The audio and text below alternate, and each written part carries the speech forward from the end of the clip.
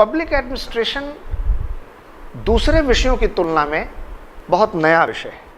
जैसे आप बचपन में भी पढ़े होंगे, स्कूल कॉलेज में भी physics, chemistry, mathematics, history, geography, economy, ये कई हजार सालों से पढ़ते पढ़ाए जा रहे हैं।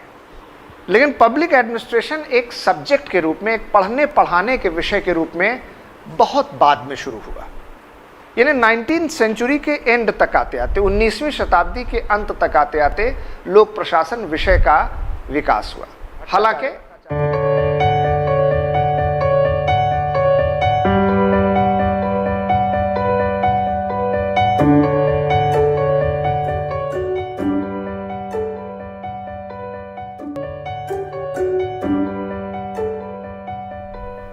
हालांकि महाभारत की जय संहिता में, कौटिल्य के अर्थशास्त्र में, मौर्य काल के शिलालेखों और स्तंभों में, सल्तनत और मुगल काल के दरबारी लेखकों के तमाम दस्तावेज़ों में, अंग्रेज़ों के समय में अलग अलग उनके आर्काइव्स में, संग्रहालयों में, मेगास्थनीज से लेकर वेनसांग, फाहियान जैसे तमाम ट्रैवलर्स जो समय समय पर देश में आते रहे, उन्होंने अपने अपने समय के लोक प्रशासन, सरकार, राज्य व्यवस्था का वर्णन अपनी अपनी किताबों में, अपने अपने संस्मरणों में किया है।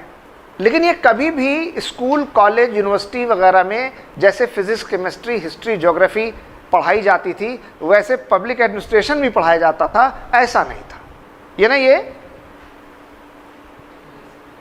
एक विषय के रूप में, एक पढ़ने पढ़ाने के अध्ययन के विषय के रूप में बहुत बाद में आया। तो एक प्रक्रिया के रूप में तो ये हमेशा से मौजूद था, लेकिन एक अध्ययन के विषय के रूप में 19वीं शताब्दी के अंत में इसका विकास हुआ। So it existed as a process since the time immemorial, but as a discipline of study it evolved only after the 19th century or the later part of 19th century.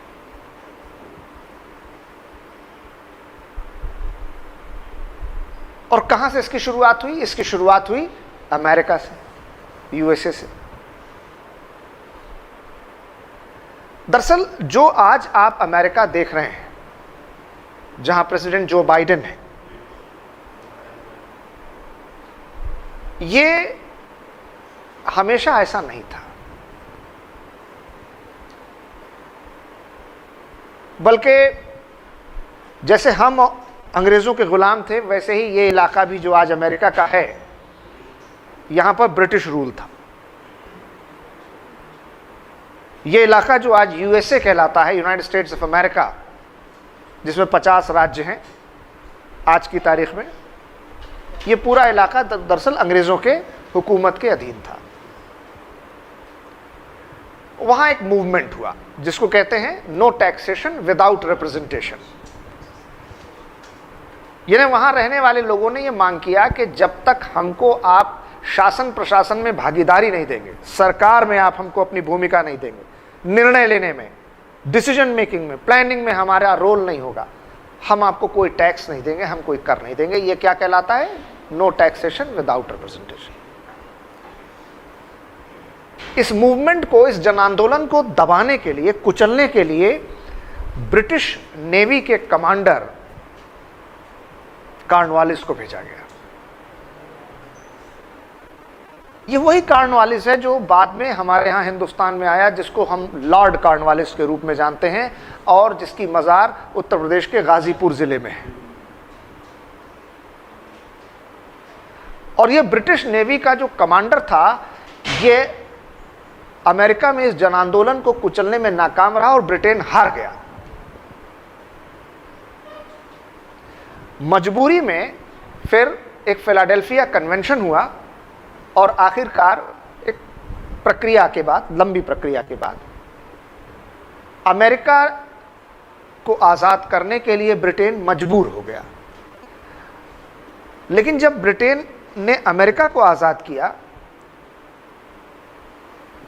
तो कुछ इस तरीके की स्थितियां वहां पैदा कर दी कि अगर हम अंग्रेज़ों की हुकूमत यहाँ से ख़त्म होगी तो ये इलाका भी टूटकर अलग अलग टुकड़ों में बिखर जाएगा। यानी अगर हम नहीं रहेंगे तो यहाँ कोई नहीं रहेगा, जैसा कि उन्होंने हिंदुस्तान के साथ किया कि उन्होंने हमारे दो टुकड़े ही नहीं किए भारत पाकिस्तान, बल्कि हमें 600 से ज़्यादा टुकड़ों में बांटने की साजिश भी कर दी। जो इस देश की तमाम राजे रजवाड़े रियासतें थी उनको कह दिया कि आप भारत में मिल जाएं या पाकिस्तान में मिल जाएं या स्वतंत्र खुद मुख्तार देश हो जाएं। तो जाहिर सी बात है, कोई भी राजा रजवाड़ा रियासत छोटे से छोटा हो, क्यों चाहेगा जानबूझकर अपनी सत्ता, अपना राजपाट, अपना अधिकार खत्म करना। तो जाहिर सी बात है, सबने कहा हम आजाद होंगे, हम स्वतंत्र मुल्क होंगे। ऐसा ही कुछ अमेरिका में भी हुआ, जहां पर आपस में गृह युद्ध की स्थिति बन गई, एक सिविल वॉर क्रिएट हो गया। और फिर यहां पर उन्हीं के बीच से एक नेतृत्व उभरा जिनको वॉशिंगटन के नाम से जाना जाता है। और फिर वॉशिंगटन ने वहां के लोगों का नेतृत्व किया और आखिरकार वो अमेरिका के पहले राष्ट्रपति बने। और 13 राज्य मिलकर के एक साथ आए फिलाडेल्फिया कन्वेंशन में। उन्होंने कहा हम 13 राज्य एक रूप से मिलेंगे, संयुक्त होंगे, यूनाइटेड स्टेट, और हमारा नाम होगा अमेरिका। और इस तरीके से United States of America, USA बना। 13 राज्यों की संख्या आज बढ़कर के धीरे धीरे 50 तक हो गई, जिसमें मेनलैंड अमेरिका से सबसे दूर एक अलास्का है, बाकी मेनलैंड के आसपास है।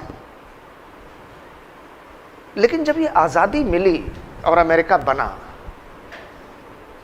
तो ये आज का अमेरिका नहीं था। यहां पर स्लेवरी थी, दास प्रथा। यहां की एक बहुत बड़ी अश्वेत जनसंख्या जो थी, ब्लैक पॉपुलेशन, उसके साथ जानवरों जैसा बर्ताव होता था। उन्हें गुलाम बनाकर रखा जाता था, उनको जंजीरों और बेड़ियों से जकड़ के रखा जाता था, उनको इंसान नहीं समझा जाता था, उनके साथ हर तरीके का गलत व्यवहार होता था जो आप सोच नहीं सकते। वहां की महिलाओं को ये अधिकार नहीं थे, मतदान का अधिकार, संपत्ति का अधिकार, right to vote, right to property वगैरह वगैरह। यानी कि आज़ादी मिलने के बाद भी वहाँ की एक बहुत बड़ी जनसंख्या थी, एक बहुत बड़ा पॉपुलेशन का सेक्शन था जो कि अपने अधिकारों से, अपने हक और हुकूकों से महरूम था, अपने वंचित रखा गया था उनको उन अधिकारों से। और ऐसे में वहाँ पर जो पॉलिटिकल सिस्टम डेवलप हुआ, शासन प्रशासन में जो नियुक्ति करने की परंपरा थी, जो तरीका था, उसको कहा जाता था स्पॉयल सिस्टम। स्पॉयल सिस्टम है भ्रष्ट प्रणाली, लूट प्रणाली, जिसका मोटे तौर पर आप समझ लें मतलब ये होता था कि अमेरिका में जो भी दल, पॉलिटिकल पार्टी सरकार बनाती थी, वो अपने चुनिंदा लोगों को शासन प्रशासन, सिविल सर्विसेज, पब्लिक एडमिनिस्ट्रेशन के पोस्ट पर नियुक्त करती थी। ये नियुक्त होने वाले चूंकि जानते थे कि जब तक ये दल सरकार में है, सत्ता में है, तभी तक हम भी हैं, इसलिए जितना ज़्यादा भ्रष्टाचार करके पैसा कमा सको कमा लो, क्योंकि अगली बार दूसरे दल की सरकार आएगी तो उनकी जगह पर उन पार्टी के लोग आ जाएंगे। यानी आज भी आईएएस पीसीएस ऑफिसर्स के ट्रांसफ़र जो गवर्नमेंट होती है, पॉलिटिकल पार्टी जो पावर में आती है, वो ट्रांसफ़र पोस्टिंग करती है, लेकिन वो आईएएस ही आईएएस हैं, पीसीएस ही पीसीएस हैं जो कि अपने सर्विस में रहते हैं।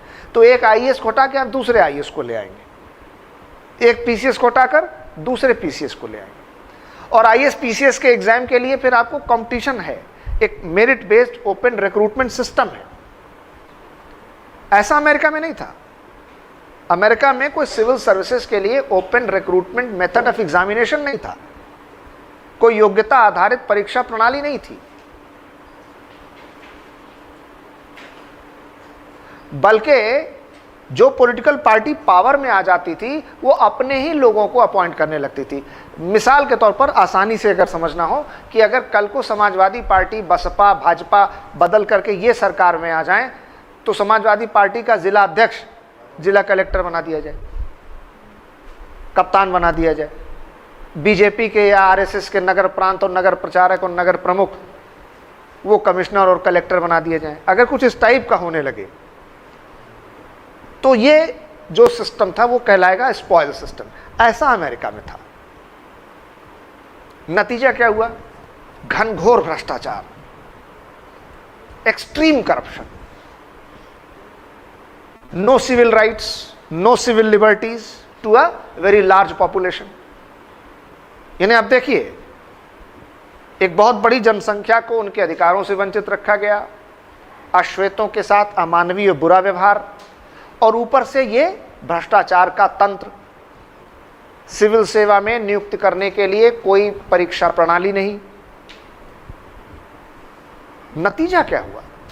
नतीजा ये हुआ कि अमेरिका की कॉलेजेस और यूनिवर्सिटीज से जो पढ़ा लिखा काबिल नौजवान था, प्रतिभाशाली युवा वर्ग था, वो अपनी क्षमता, अपनी मेहनत, अपनी काबिलियत से सिविल सेवा और लोक प्रशासन में नियुक्ति पा ही नहीं सकता था, जब तक कि वो किसी पॉलिटिकल पार्टी की कृपा में न उसे प्राप्त हो। तो लोगों के मन में, युवाओं के मन में भारी आक्रोश था।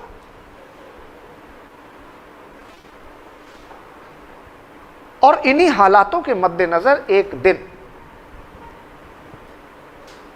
अमेरिका के राष्ट्रपति गारफील्ड की एक नौजवान ने गोली मारकर हत्या कर दी।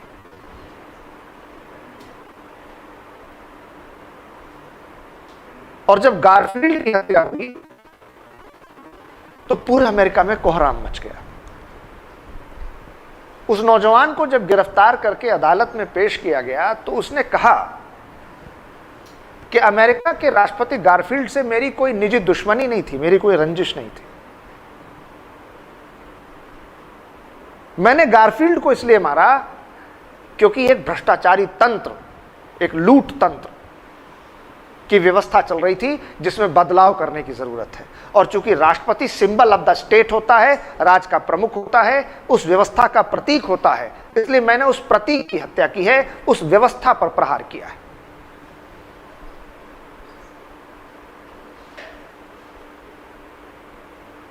अब वक्त आ गया है, ये निजाम बदलना चाहिए, ये तौर तरीके शासन प्रशासन के बदलने पड़ेंगे।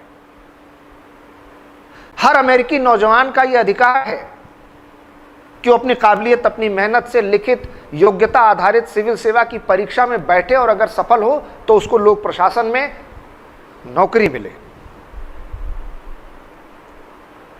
केवल अंधेरे में बैठकर अंधेरे को कोसने से अंधेरा दूर नहीं होगा। अंधेरे को दूर करने के लिए उठकर दिया जलाना होगा, रोशनी करनी होगी। एक छोटे से दीपक को एक बंद अंधेरे कमरे में उजाला फैलाने के लिए अपने मस्तक पर आग लगानी पड़ती है।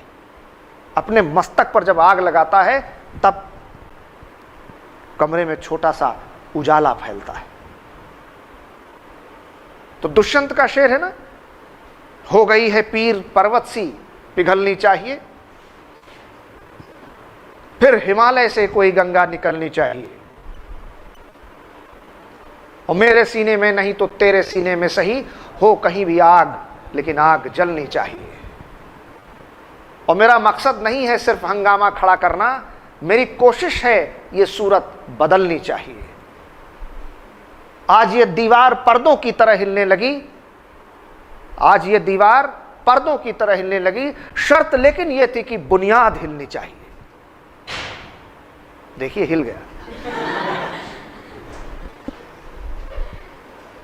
और इसलिए उसने कहा कि मैं इस व्यवस्था में बदलाव चाहता हूं और मुझे जो भी सजा दी जाए मंजूर है। जज ने अपने फैसले में लिखा कि अगर मैं कानून के हाथों से मजबूर नहीं होता तो मैं इसको रिहा कर देता।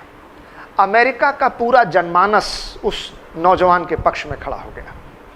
हालात ऐसे बने कि अमेरिका की सरकार पर और वहाँ की संसद पर इतना दबाव पैदा हो गया कि अमेरिका की सरकार ने वहाँ की संसद, जिसको कांग्रेस कहते हैं, एक कानून पारित किया जिसको कहते हैं पेंडल्टन एक्ट। और यह दुनिया का सबसे पहला सिविल सर्विसेज रिफॉर्म्स एक्ट माना जाता है। दुनिया का सबसे पहला सिविल सेवा सुधार कानून पेंडल्टन एक्ट पारित किया। और इसी पेंडल्टन एक्ट के तहत अमेरिका में पहली बार सिविल सर्विसेज के लिए ओपन रिक्रूटमेंट एग्जामिनेशन शुरू हुआ। और जब ये सब कुछ हो रहा था तो अमेरिका की प्रिंसटन यूनिवर्सिटी का एक नौजवान जिसका नाम वुड्रो विल्सन था, वो बड़े गौर से ये सारा कुछ देख रहा था, सुन रहा था, समझ रहा था। और उन दिनों वो एमए पॉलिटिकल साइंस का स्टूडेंट था। और फिर उसने एक 26 पन्ने का निबंध लिखा, 26 पेज ऐसे, जिसका टाइटल शीर्षक था द स्टडी ऑफ एडमिनिस्ट्रेशन। और इस लेख में इसने ये जरूरत बताई कि क्यों लोक प्रशासन को एक विषय के रूप में पढ़ना चाहिए, कि सरकार कैसे काम करती है, गवर्नमेंट का स्ट्रक्चर क्या होता है, फंक्शन क्या होते हैं, कंपोजिशन क्या होती है, कैसे सरकार बनती है, कैसे काम करती है, क्या समस्याएं आती हैं। जब ये लोगों को पता होगा, देश दुनिया को पता होगा, हमारे नागरिकों को पता होगा, तो कहीं बेहतर लोक प्रशासन की व्यवस्था बन पाएगी। तो जिस तरीके से हम दूसरे सब्जेक्ट्स यूनिवर्सिटीज़ और कॉलेजेस में पढ़ाते हैं, हिस्ट्री पढ़ाते हैं, ज्योग्राफी पढ़ाते हैं, मैथ्स पढ़ाते हैं, फिजिक्स पढ़ाते हैं, वैसे ही हमें अपने यूनिवर्सिटीज़ और कॉलेजेस में एक नया सब्जेक्ट भी पढ़ाना चाहिए जिसका नाम पब्लिक एडमिनिस्ट्रेशन। और इस तरह से पब्लिक एडमिनिस्ट्रेशन एक सब्जेक्ट के रूप में पहली बार अमेरिका के यूनिवर्सिटी और कॉलेजेस में इंट्रोड्यूस हुआ प्रिंसटन यूनिवर्सिटी से, और वुड्रो विल्सन को फादर ऑफ पब्लिक एडमिनिस्ट्रेशन की संज्ञा दी।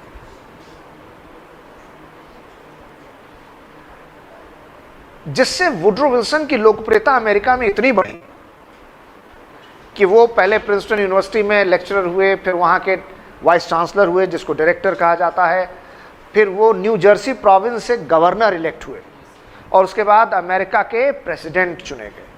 पोटा, president of the United States of America, POTUS कहते हैं उसको, POTUS, POTUS, President of the United States of America, and FOTUS,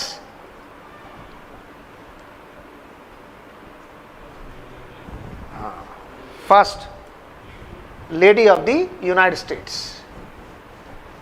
और इस तरह से वो प्रेसिडेंट ऑफ अमेरिका हुए, यूनाइटेड स्टेट्स ऑफ अमेरिका के। तो जैसे जैसे वुड्रो विल्सन के कद में इजाफा होता गया, उनका स्टेचर बढ़ता गया, उनकी पॉपुलैरिटी बढ़ती गई, वो पहले वाइस चांसलर, फिर गवर्नर, फिर प्रेसिडेंट हुए, तो जाहिर सी बात है उनके साथ साथ उनका सब्जेक्ट जो उनको बढ़ाने के लिए मुहिम उन्होंने चला रखी थी, वो अपने आप आगे बढ़ता गया।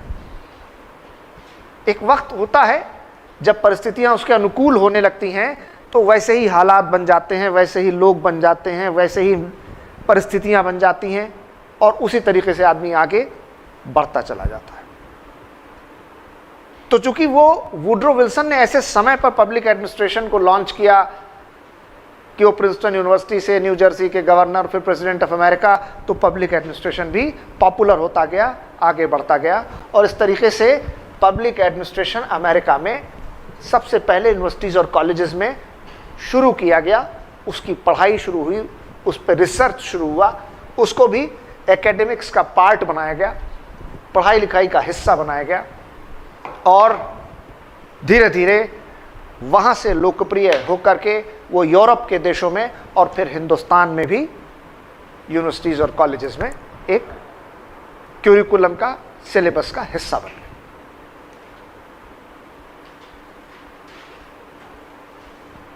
और आज स्टेट सिविल सर्विसेज और यूपीएससी में पब्लिक एडमिनिस्ट्रेशन ऑप्शनल सब्जेक्ट के रूप में एक पॉपुलर सब्जेक्ट है, सक्सेसफुल सब्जेक्ट है। वुड्रो विल्सन अमेरिका के कुछ पॉपुलर प्रेसिडेंट्स में से माने जाते हैं। उनके ही प्रेसिडेंटशिप में फर्स्ट वर्ल्ड वॉर हुआ, और उनके द्वारा ही जो प्रयास किए गए कि फिर से प्रथम विश्व युद्ध जैसी परिस्थितियां दोबारा न हों, और अगर हों तो उनको सुलझाने के लिए, उनको दूर करने के लिए आपसी मतभेदों को एक न एक मंच बनाया जाए अंतर्राष्ट्रीय स्तर पर। तो उन्होंने लीग ऑफ नेशंस बनाया, जो आज के यूनाइटेड नेशंस के पहले का संगठन है।